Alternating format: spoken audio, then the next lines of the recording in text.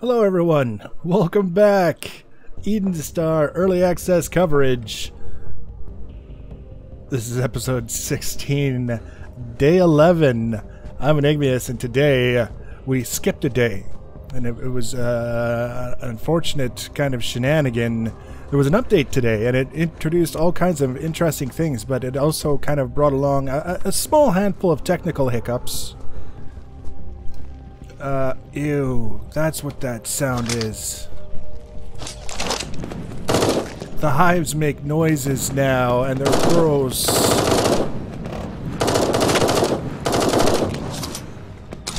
Right. Wow. Be real good if we would aim. That's a new thing. That's one of the really neat things that the update brought. But before we focus too much on that, stop it. I did day 10. I recorded day 10. I thought I recorded day 10. I went to edit it, and the footage, the video footage, was all corrupted. So there was no day 10 footage.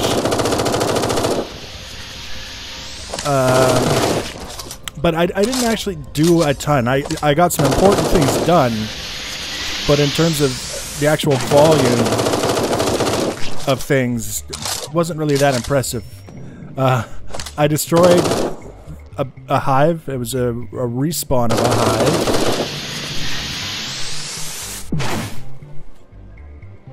Wow, he's just gone.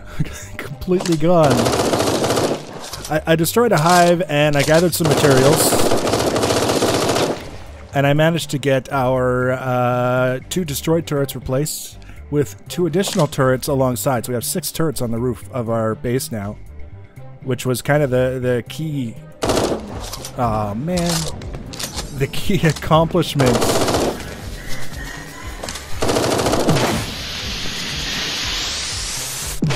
I love that. You see, it wrecked the tree. It even wrecked the tree. That's so fantastic.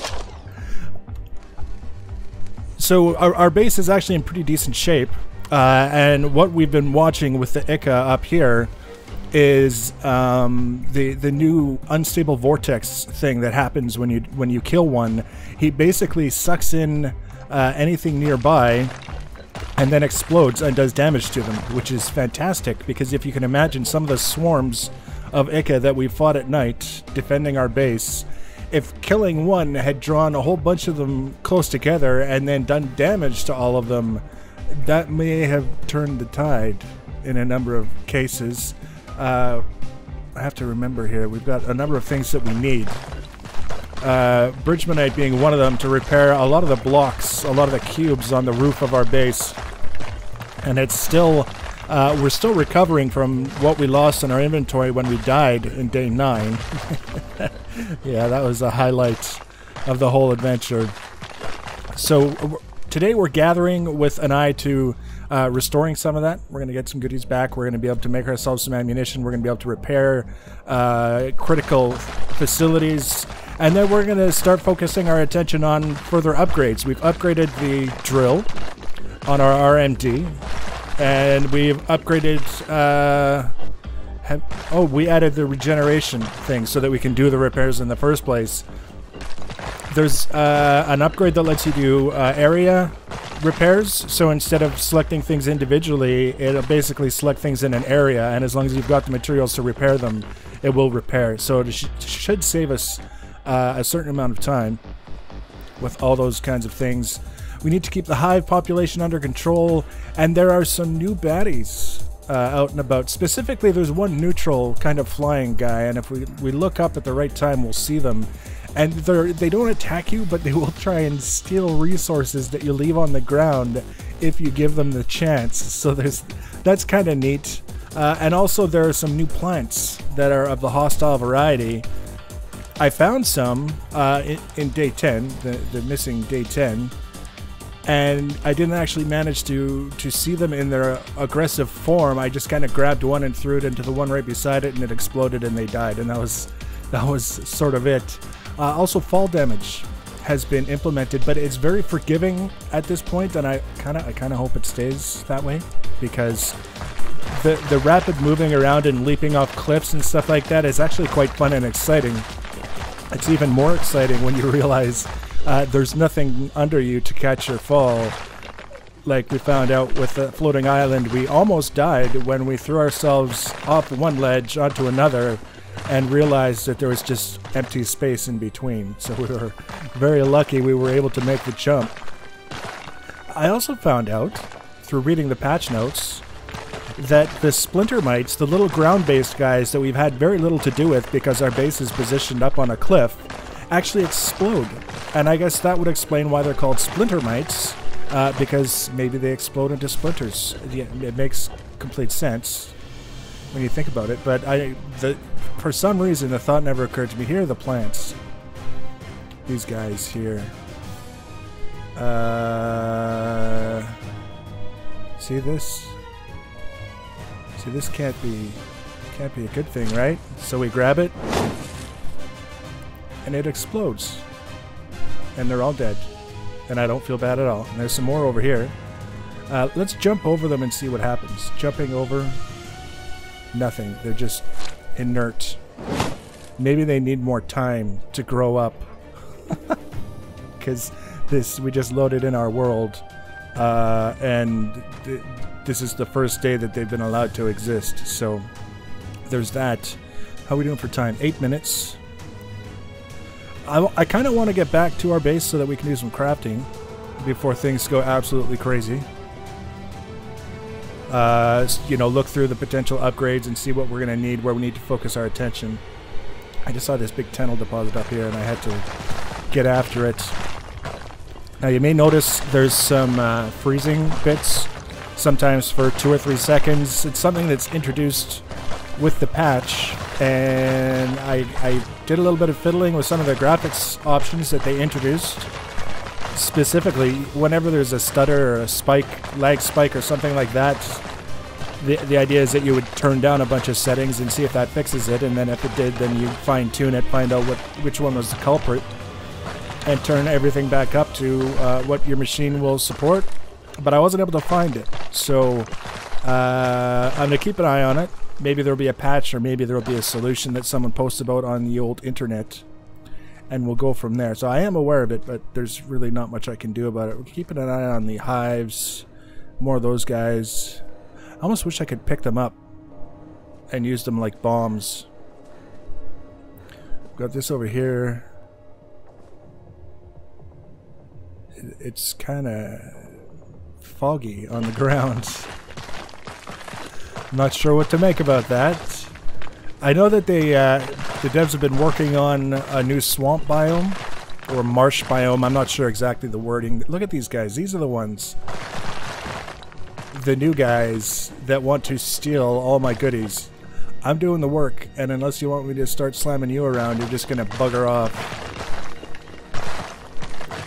So I'm not sure what this new biome, I don't remember specifically whether it's swamp or marsh or anything like that, but there is going to be a new biome, and it's going to be of the soggy variety from the sounds of things. And anytime I see foggy ground in a game, I automatically assume something's going to stick up out of it and try and eat me. So we're trying to be a little bit cautious about what's going on, where we're standing. And just realistically, in a game like this where things just happen and you don't necessarily have a wiki that explains every single thing in absolute detail, sometimes all you can do is kind of observe on your own.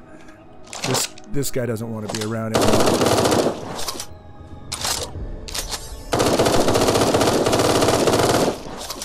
He's doing a good job of surviving. I'm watching for signs of intrude. Damn it. I hate it when that happens.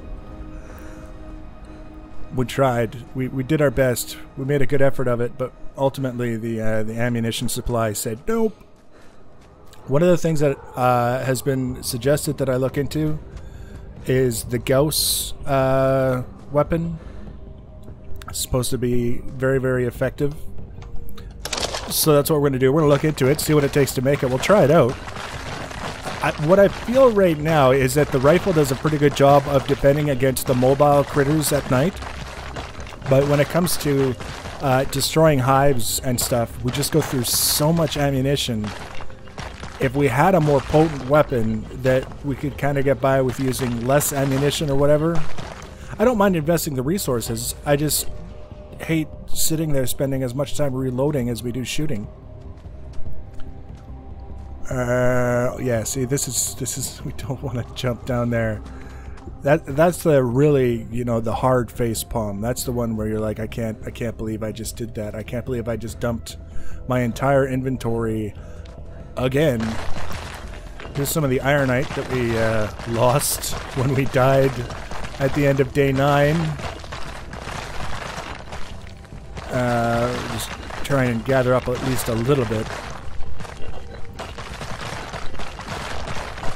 So between the ironite, the ceramic, the cerulean, the tennel, the bridgmanite, the teslinium, which is what comes from the hives, the protonite, which comes from the trees, and the fiber, which is generally just used right now for feeding the Eden kit to increase our power output. There's a reasonable variety of materials already in the game, and you know what? I have to. I have no choice. I'm standing right beside the ironite node. I know I'm going to need ironite, and there's the temptation to say, nope, we don't have time. But if we don't have time now, when will we have time? It's right there. We got to do a little something. Then we're going to hustle, get back to our base, make sure we have enough ammunition to support our turrets, see if we can't cause more bombs for the Ica with our little unstable vortex maneuver, and then hopefully we'll be well positioned for the next day to gather up some of the last materials we need to finalize some of the upgrades that we're looking at. So that's kind of the plan. We did not too bad today in terms of gathering stuff under the circumstances. Probably could have done with killing more hives, but we got that one big fat one when we came around the corner. So it could have been a lot worse. Alright, we're going. The birdies can have the rest if I left anything behind. This whole thing is ceramic. Great big ceramic departure? Ceramic deposit. That's the word that I'm looking for. Ceramic deposit. There's a big fat hive. Oh, look at it. It's just right beside the cerulean, making its new gross noises. I don't know where I am. Okay, look up, look way up, find the green blue beacon. I don't see it. This is gonna be a problem, I think, because if I can't figure out how to get back to our base, we're gonna be in very serious trouble very soon. Alright, I don't know exactly how I got so badly turned around, but we need to look at all the damn hives around here. It's just out of control. What a travesty. All that trouble to get our base set up. There it is. Oh, Splinter Mite. We just ran right past him. We got a minute left to get back to our base. We're going. We're not stopping for anyone or anything. We're going to be back tomorrow, and I bet you some of those plants are going to have grown up. And they're going to be happy about what we did to their baby brothers and sisters. Just climb up the damn rock, dude. It's not that much. There we go. There it is. Wow. 38 seconds. Alright. So, consumables. Rifle disruptor cell, made out of tennel for 1, 2, 3, 4, 5, 6. Create. How many? Yeah, that gives us 2 stacks. And now we can do some repairs on ye old blocks. One of the things I learned is that you can place these turrets on the side of things. This turret is on the black rock Oh, look. They're already here. Eden Kit is in danger. Alright, turrets, do your thing. Oh no. That is just crazy. It's like World War III out there. It's like, I can't keep up. There's so many turrets up here now. There we go. There's a guy. He's on the move. 3 guys over there hanging out. Haha, I winged him. And he ran away.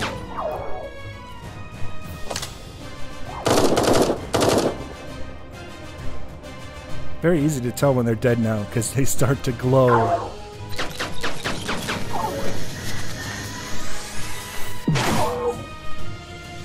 Reload. I try and keep the reloading happening when we're not needing to shoot at things, because having to reload when you do need to shoot at things, not the best situation to be in.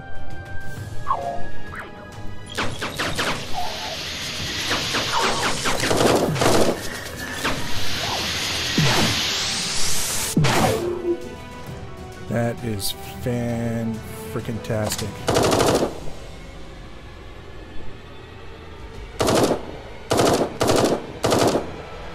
What's he flinging his stuff at? Some sort of strange alien beacon.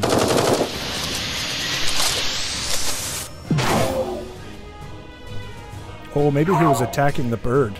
There's a bird fluttering over there.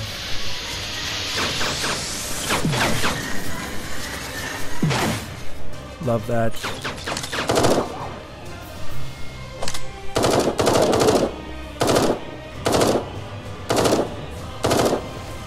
There we go. Pulls in his pal, and blammo, off he goes. Yeah, I would definitely say this unstable vortex thing is a positive in our favor right now. Although, you never know how that's going to end up.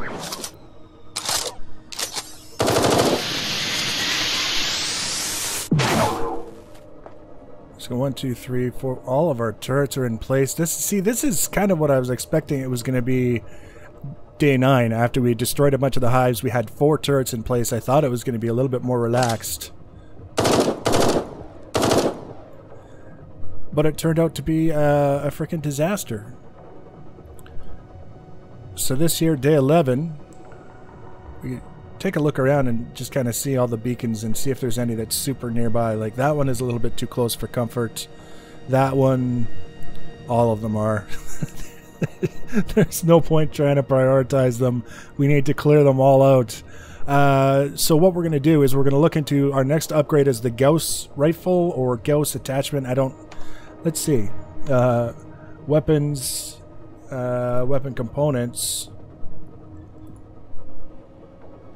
RMD modules, construction menu, RMD modules, Gauss cannon, suppressive close range anti-infantry weapon, extremely effective at slicing directly through most solid armor carapace. This is the one that I kind of want to be using against hives if it's worthwhile, but what do we need to make it? Required. We need 100 ceramic. We have the ironite. We have the Tesla. Oh, that's our on-hand Teslinium. Okay, good. If we have over 100 ceramic, we can make it right now, but we'll have to check and see. How much ceramic do we have? We have 54. So we're going to have to gather some more ceramic. We'll make the Gauss cannon. We'll see how it does against hives and, well, other things for that matter. We made it. We're already 30 seconds into day 12.